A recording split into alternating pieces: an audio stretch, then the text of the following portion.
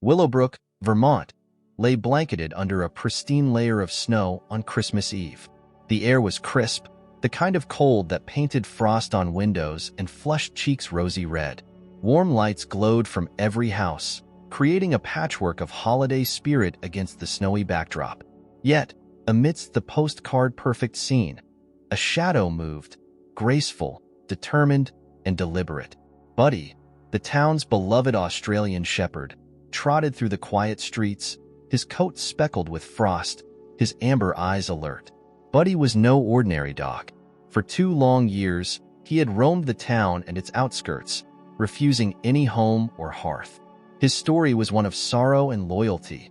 His owner, Henry Callahan, had vanished under mysterious circumstances. Since then, Buddy had taken it upon himself to patrol Willowbrook, as though searching for something or someone. Tonight, as the town settled into the warm embrace of Christmas, Buddy's ears twitched. A faint noise carried through the stillness, the screech of tires, followed by a dull, metallic crash. His nose lifted, catching the sharp tang of burnt rubber and the faint scent of something human. Without hesitation, Buddy bounded toward the source, his paws barely making a sound on the snow-covered ground. Meanwhile, Rachel Adams sat trembling behind the wheel of her car, gripping the steering wheel with white-knuckled hands. She had moved to Willowbrook just 3 weeks earlier, drawn to its charm and the promise of a quieter life after years of grueling work in urban hospitals. But tonight, on a lonely stretch of Frost Creek Trail, her idyllic new home seemed anything but welcoming. The car had skidded on black ice, spinning out of control before sliding into a ditch. Snow piled against the doors, trapping her inside. Rachel's phone lay useless on the dashboard, its screen mocking her with the words, "No service." Her breath came out in quick, shallow puffs, fogging the windshield as panic set in. From the corner of her eye, she saw movement, a shape cutting through the falling snow. For a brief moment, fear gripped her. The woods were vast, and she was alone. But then the figure stepped closer, and she saw the outline of a dog. A beautiful dog, with fur like smoke and copper, and eyes that seemed to glow in the dim light. "Hey there," she whispered, her voice cracking with relief. "You're not wild, are you?" The dog, Buddy, barked once, sharp and commanding. He patted closer, his tail wagging gently, and Rachel felt an odd sense of calm wash over her. "Do you belong to someone?" she asked, though she knew the answer. Buddy was famous in Willowbrook, a kind of local legend. She had heard stories of his intelligence, his knack for helping hikers and lost children find their way home. Now, it seemed, he had come for her. Buddy barked again, this time more insistently, and trotted toward the edge of the road. He stopped, looking back at her with an expression so purposeful it was almost human. "You want me to follow you?" Rachel asked aloud, feeling foolish. But when Buddy barked a third time, she took it as confirmation.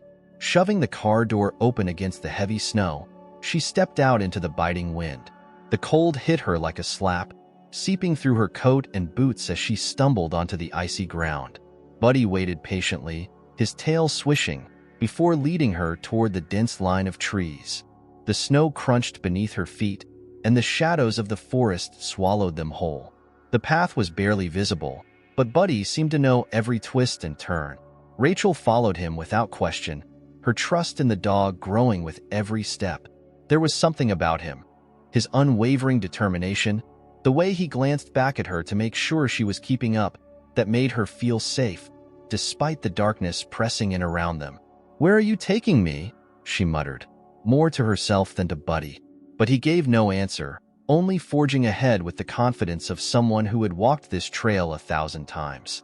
After what felt like hours, they emerged into a small clearing. In the center stood a cabin, its outline barely visible beneath a thick coating of snow. It looked ancient, its roof sagging and its windows boarded up. A faint unease prickled at Rachel's skin. She had heard whispers about an old cabin in these woods, a place tied to Henry Callahan's disappearance. Was this it? Buddy bounded up the creaking steps of the porch and barked at the door, his tail wagging furiously. Rachel hesitated, her heart pounding. The cabin's air of abandonment was palpable, yet there was something oddly inviting about it. Taking a deep breath, She climbed the steps and pushed the door open. The interior was dark, lit only by the faint moonlight streaming through a cracked window. Dust motes floated in the air, and the smell of mildew filled her nose. She pulled out her flashlight, its beam illuminating a room cluttered with debris. An overturned chair, a broken lantern, and on the floor, a scattering of yellowed papers. Buddy sniffed at a corner of the room, his tail wagging more energetically now. Following his lead, Rachel knelt to examine the papers. Her fingers brushed against something hard, a leather-bound notebook, its cover embossed with the initials HC. "Henry Callahan," she murmured, flipping the notebook open. Inside, the pages were filled with scrawled handwriting, fragments of thoughts and unfinished sentences. One line caught her eye. "They're coming for me. The truth is too dangerous." A chill ran down her spine, and it wasn't from the cold. The notebook felt like a message left behind, a breadcrumb in a trail Henry had hoped someone would follow. Buddy whined softly, nudging her hand with his nose. His eyes met hers, and in that moment, Rachel felt a strange connection. Like the dog had chosen her, not by chance, but by design. The cabin creaked under the weight of the wind, and the snow began to fall harder outside. Rachel tucked the notebook into her coat, her mind racing with questions. Who was they? And why had Buddy brought her here? Whatever the answers, she knew one thing for certain. This was no ordinary Christmas Eve, and Buddy was no ordinary dog. The wind howled through the cracks in the cabin, and somewhere deep in the woods, the past stirred, waiting to be uncovered. The sun rose weakly over Willowbrook, casting pale light across the snow-covered town. Rachel sat in her small rental cabin, the notebook from the mysterious cabin spread open on the table in front of her. Her mind raced with fragments of Henry Callahan's cryptic writings, the weight of his final words heavy on her chest. "The truth is too dangerous." She had heard the name Henry Callahan whispered in the short time she lived in town. His disappearance had been a tragedy shrouded in mystery, but it was also a story the townsfolk were reluctant to revisit. Now, with the notebook in hand, Rachel felt an unshakable sense of responsibility, not just to uncover what happened to Henry, but to understand why Buddy, the remarkable dog who had saved her, had led her to the cabin in the first place. Buddy, as if sensing her thoughts, sat by her feet, his head resting on her lap. His amber eyes seemed to hold an unspoken urgency, a silent plea that she couldn't ignore. "All right, boy," she murmured, scratching behind his ears. "Let's see what we can find." Later that morning, Rachel walked into the Willowbrook Sheriff's office, the notebook tucked securely in her bag. Sheriff Langston, a stout man with a silver mustache, looked up from his desk with a mixture of curiosity and suspicion. "Dr. Adams," he greeted, his voice gruff but not unkind. "What brings you in today?" Rachel hesitated, unsure how much to reveal. "I found something in the woods, near that old cabin on Frost Creek Trail." Langston's face hardened. "The Callahan cabin?" "Yes," Rachel replied. "I think it's connected to his disappearance." Langston leaned back in his chair, crossing his arms. "That cabin's been abandoned for years. We searched it top to bottom after Henry went missing. Found nothing." "I found his notebook," Rachel countered, pulling it from her bag. "There are entries in here about threats he received, about someone trying to silence him." Langston's eyes flicked to the notebook, then to Rachel. "Listen, I know you're new in town, but some wounds are better left closed." His dismissal sent a surge of frustration through her. "Henry was your friend, wasn't he? Don't you want to know what happened to him?" Langston's jaw tightened. For a moment, she thought he might throw her out, but then he sighed heavily. "Henry was a good man. Stubborn, sure, but good. He ruffled some feathers with his ideas about land preservation. Wanted to protect parts of the forest from logging. Some folks didn't take kindly to that." Rachel leaned forward. "And those people? Do you think they'd go so far as to hurt him?" Langston didn't answer. Instead, he stood, his gaze fixed on the snow falling outside the window. "Be careful, Dr. Adams. Sometimes the past is buried for a reason." Frustrated but undeterred, Rachel left the station. Buddy followed her closely as they walked through the town square. She noticed how people's eyes lingered on her, a mix of curiosity and unease. It seemed word of her interest in Henry's disappearance was already spreading. At the local cafe, she found herself face to face with Martha Green, a retired schoolteacher who had lived in Willowbrook all her life. Martha was known for her sharp wit and encyclopedic knowledge of the town's history. "I hear you've been poking around the old Callahan place," Martha said, sipping her tea. Her tone was casual, but her eyes were sharp. "Buddy led me there," Rachel admitted, gesturing to the dog at her side. "And I found something that suggests Henry might not have just disappeared." Martha's lips tightened. Henry was a kind soul, loved that dog of his more than anything, but he got himself tangled up in things he shouldn't have. Some folks around here didn't like his ideas about change. "What kind of things?" Rachel pressed. Martha leaned closer, her voice dropping. "Henry discovered something about the land around Frost Creek. Something valuable. He thought it should belong to the community, but others had different ideas. They wanted to keep it quiet." Rachel's pulse quickened. "Do you know who they are?"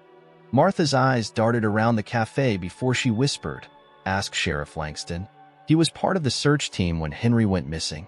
If anyone knows what really happened, it's him."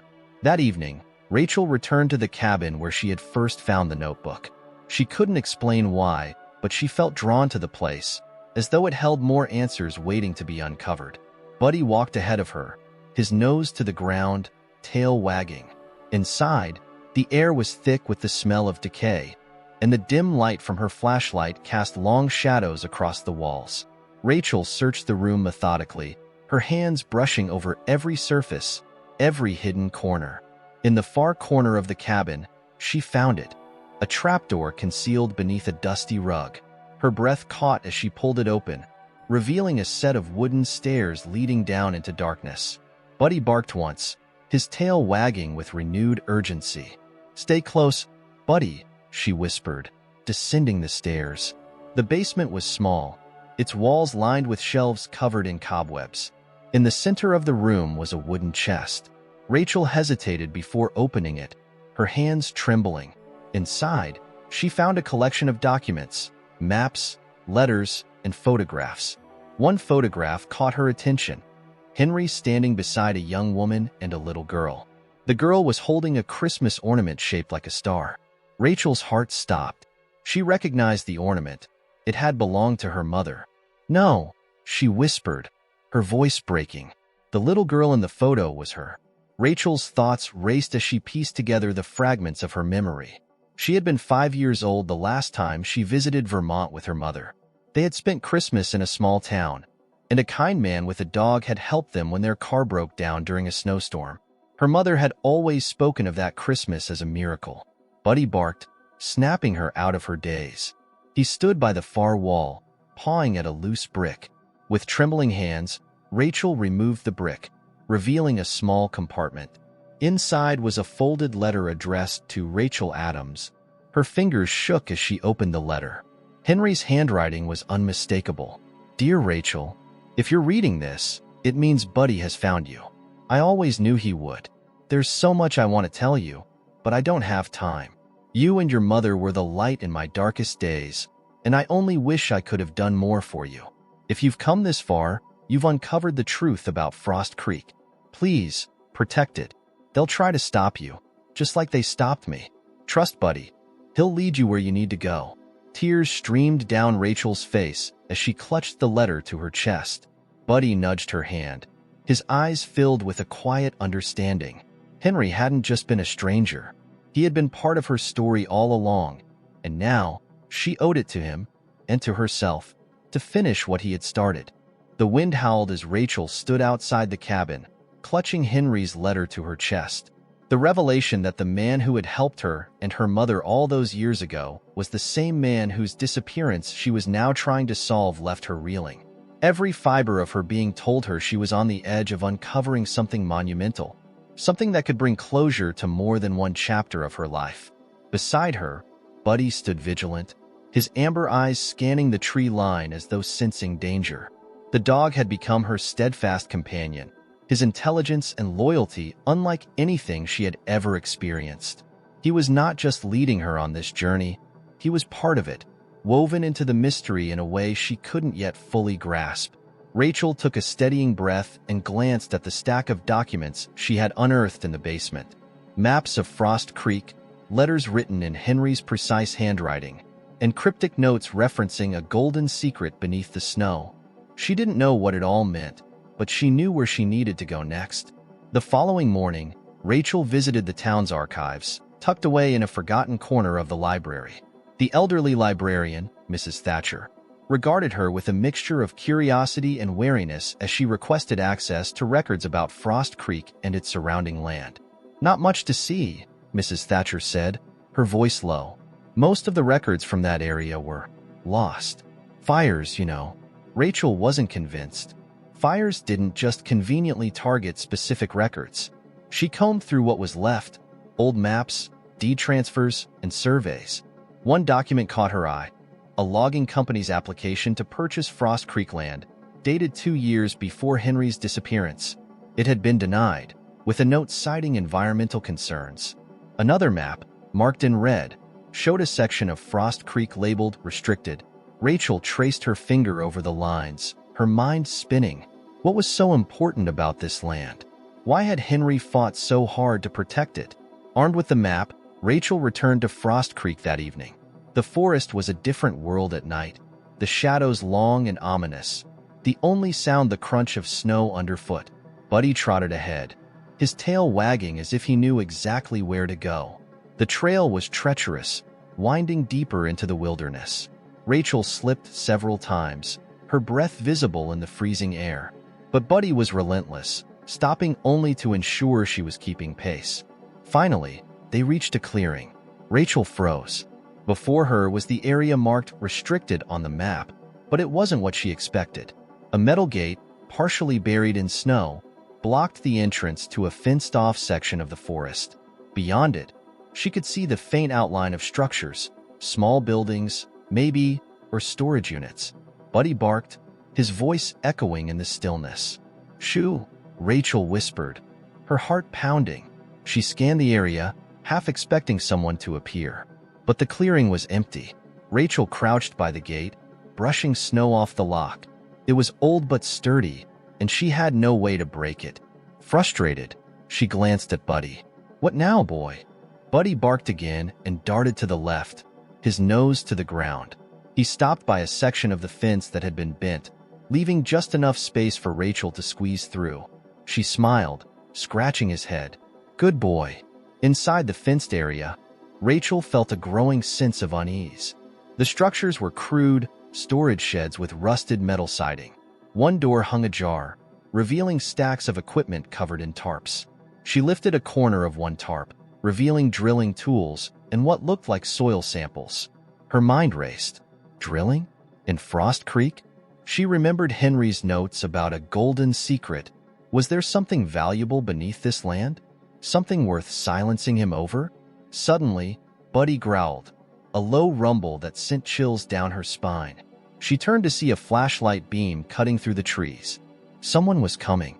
Rachel scrambled for cover behind one of the sheds, her breath shallow. Buddy crouched beside her, his body tense. She peeked around the corner and saw 2 figures approaching, their voices low but agitated. "I told you we should have sealed this place up months ago," one man said. "Relax," the other replied. "No one knows about this spot. We'll check it out and be gone before anyone notices." Rachel's heart raced. She recognized one of the voices. It was Sheriff Langston. Her mind reeled at the implication. Langston had warned her to stay away from this, and now it was clear why. He wasn't just covering up Henry's disappearance. He was part of it. As the men moved closer, Buddy growled again. Rachel placed a calming hand on his head, whispering, "Not now, boy. Stay quiet." The men stopped near the shed, their flashlight beams sweeping the area. Rachel pressed herself against the cold metal, praying they wouldn't look too closely. Buddy stayed perfectly still, as though he understood the stakes. "Looks clear," Langston said, "but we should move the equipment soon. If she keeps poking around—" Yeah, the other man interrupted. "Let's finish up and get out of here." The men retreated, their voices fading into the distance. Rachel let out a shaky breath, her heart pounding. She knew she couldn't stay here long, but she couldn't leave empty-handed either. She rifled through the equipment, her fingers numb from the cold. At the bottom of a crate, she found a folder stuffed with documents, contracts, surveys, and financial records. One page caught her eye, a memo discussing the discovery of a rare mineral deposit beneath Frost Creek. Rachel's stomach churned. This was it. Henry had discovered the deposit and refused to sell the land. The logging company must have struck a deal with people in the town, people like Langston, to make sure he was silenced. She stuffed the documents into her bag and motioned to Buddy. "Let's go." As they made their way back through the forest, Rachel's mind raced. She now had proof of what had happened to Henry, but she knew exposing it wouldn't be easy. Langston and whoever else was involved would do everything in their power to stop her. Back at her cabin, Rachel spread the documents across the table, her hands trembling. She didn't know who she could trust, but as she looked at Buddy, sitting faithfully by her side, she felt a renewed sense of determination. "We're going to finish this," she said aloud. "For Henry, for my mom, for you." Buddy wagged his tail, his amber eyes shining with unwavering loyalty. In that moment, Rachel knew she wasn't alone in this fight. Outside, the snow continued to fall, blanketing Willowbrook in a deceptive calm. But Rachel knew the storm was just beginning. The Christmas Eve sky was a blanket of stars, each one shimmering like a tiny promise scattered across the dark canvas above. The town of Willowbrook was still, wrapped in the quiet of a snow-covered night, but inside Rachel's cabin, her world was anything but peaceful. She paced back and forth, her mind racing with the revelations of the past few days. The documents she had uncovered, the dark secrets hidden beneath the snow, and the undeniable role Sheriff Langston and others had played in Henry's disappearance. It was all too much. She felt the weight of it pressing down on her chest, but there was no turning back now. The truth had to come to light. Buddy lay by the fire, his eyes following Rachel's every movement, as if understanding the tension that filled the air. His presence, steady and unwavering, was the one constant in a world that seemed to be falling apart. She had no one else to turn to. After a deep breath, Rachel picked up the phone.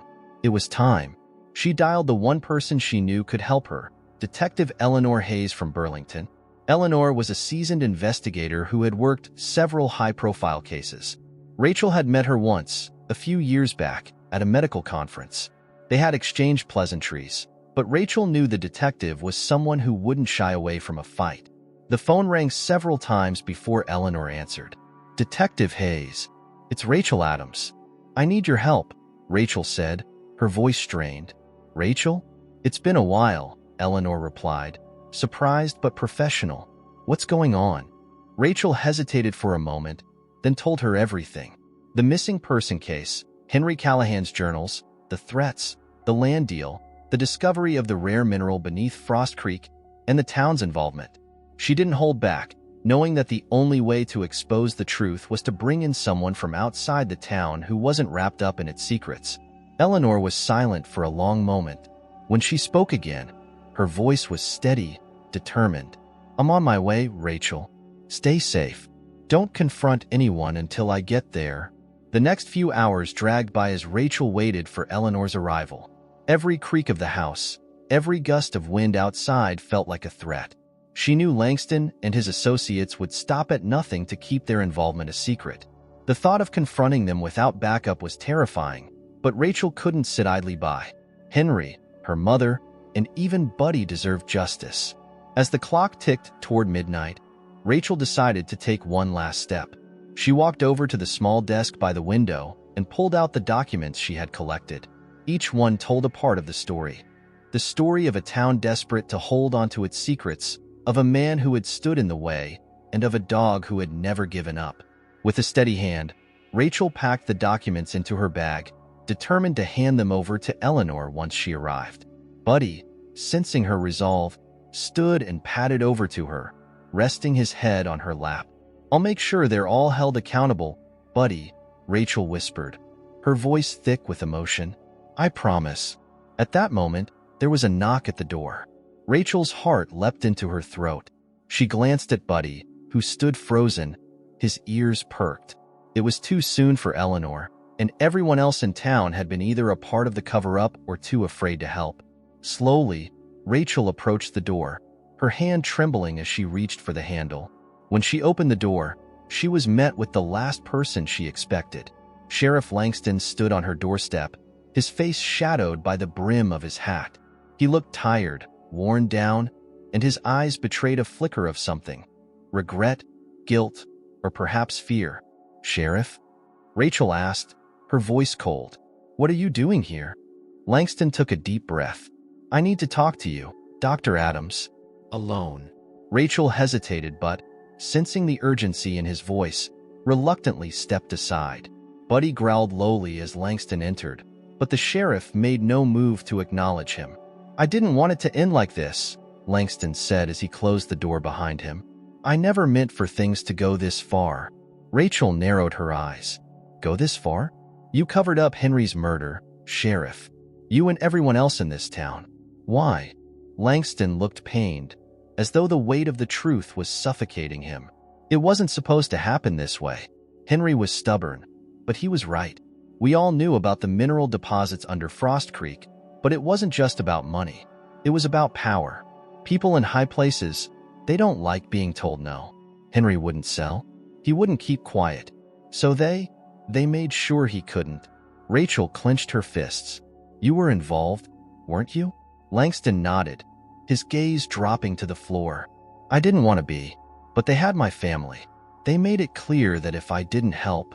His words trailed off, and for the first time since their conversation began, Rachel saw a flicker of remorse in his eyes. "Why come to me now?" she demanded. "Why didn't you stop it?" Langston ran a hand over his face, his eyes bloodshot. "Because it's Christmas, and I can't live with myself anymore. I came here to tell you the truth, Rachel. Henry, he died trying to protect something bigger than all of us. And I let it happen." Rachel took a step back, trying to process his confession. But before she could respond, she heard the sound of a car approaching. Her heart skipped. It was Eleanor. Langston glanced toward the window, his face tightening in fear. "You have to leave. They'll be here soon. You have to get out of town." Rachel's mind raced. She could leave, run. But then what? What about the documents? What about the truth? Just then, Buddy bolted toward the door, barking furiously. The sound of another car engine echoed outside. But this time, it wasn't the sound of an enemy. It was Eleanor's vehicle. The car screeched to a halt outside Rachel's cabin, and Eleanor emerged, her face a mask of determination. "Step away from her, Langston," Eleanor called, her voice sharp as a blade. Rachel stepped forward, relief flooding her chest. "Detective Hayes, thank God." Langston turned slowly, his shoulders slumped. "I know it's too late for redemption, Eleanor, but I'm done. I can't keep hiding the truth." Eleanor motioned for Rachel to step aside as she approached the sheriff. "It's over, Langston. We've got everything we need to bring you down." Rachel, her heart racing, looked over at Buddy, who stood beside her, his calm presence a quiet reassurance. She hadn't done this alone. Buddy had led her every step of the way. And now, as the town's secrets began to unravel, Rachel felt a flicker of hope rise in her chest. As Langston was taken into custody, Eleanor turned to Rachel. "You did good, Rachel. You brought the truth to light."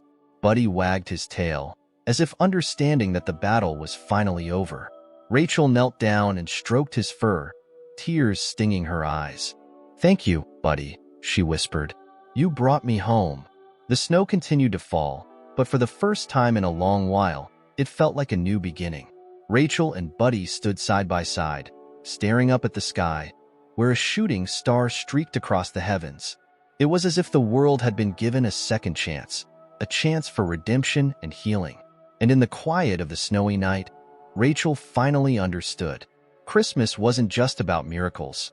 It was about the connections we make, the truths we uncover, and the love that carries us through the darkest of times. Thank you very much for watching the video to the end. If you were moved by the story of the canine hero and the spirit of Christmas that transformed lives, leave your like, subscribe to the channel, and share in the comments what you thought of this exciting journey.